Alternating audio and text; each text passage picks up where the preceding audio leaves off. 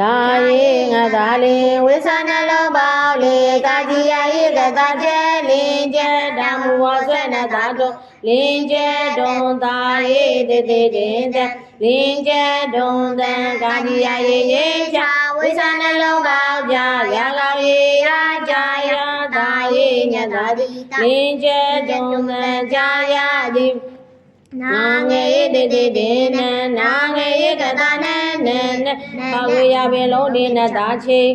နဲ့ချင်းခဝေချာခ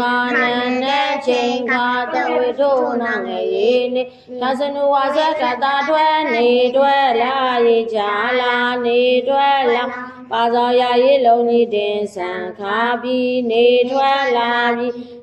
နဲ့ချင်းခနေတွဲလာပြီးငါဟာတို့ကတငဲ့ကာကြီးကငဲ့ကတဝေတို့လာရေလေဝိဇာနှလုံးပေါင်းလေးငဲ့ကလေးမာယာပင်ရေချာဝိဇာနှလုံးပေါင်းညံကလေးညပါ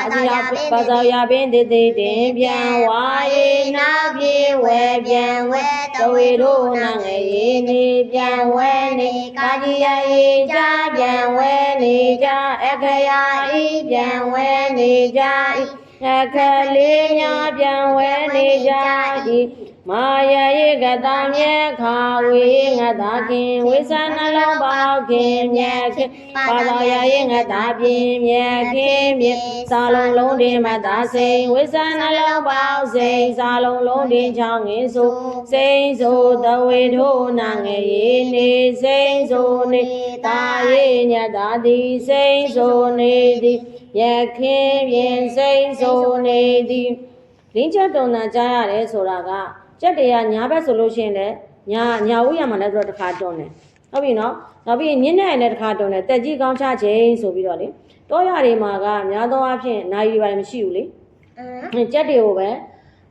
ကြက်တွေကိုပဲအားကိုးနေရတဲ့အချိန်တိဖို့ရအောင်လေဒါကြက်တွေကလည်းသူတို့သဘာဝရတွန်းတာပါဟုတ်တယ်မလားအချိန်တိလို့ရလို့တော့မဟုတ်သူတို့သဘာဝရဒီချိန်မှာသူတို့ထားတွန်းတာအဲ့ဒါကိုလူတွေကနေအချိန်ကိုမှတ်လိုက်တာပေါ့ဒီချိန်ကဗါလဲတငယ်အိပ်ပြန်ခြင်းတို့ကတငယ်အိပ်ပြန်ခြင်းတို့ကတော့တမီးရဲ့အဲ့လိုမျိုးတွေရှိတယ်နော်နောက်ပြီးတက်ကြီးကောင်းချခြင်းရှိတယ်နောက်ပြီးမိုးလင်းလို့ရှိရင်တင်တဲ့တန်တွန်တဲ့အတန်ကိုလင်းချက်တွန်တယ်လို့ပြောတယ်ဟုတ်ပြီဟောရေရမမေအိမ်မှာဖိုးစီကအိမ်ကနေပြီးကြက်ကလေးအော်လို့လာမနိုးပါဟုတ်ပြီနော်အဲ့တော့လင်းချက်တွန်တန်ကြားရပြီဆိုတာနဲ့လူကြီးရဲ့အိယာထားပြီအဲ့ဒီချိန်မှာငှက်ကလေးတွေကလည်း